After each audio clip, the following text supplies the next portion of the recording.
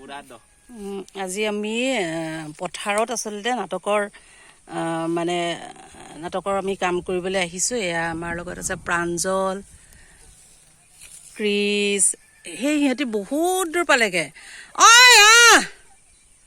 ইয়াতে আজি আমি ক্লাছ কৰিম।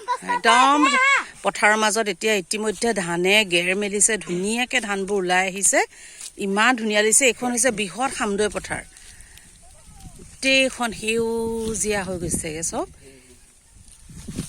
আমি এই গছজোপাৰ তলতে আজি আমি আজি ইয়াতে বহিম, কথা পাতিম, নাটকৰ কথা পাতিম, নাটকৰ কাম কৰিম।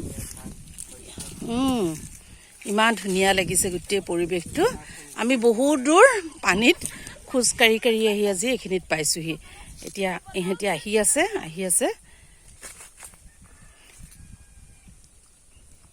চয়ন আহিছে, অংশুপ্ৰীত,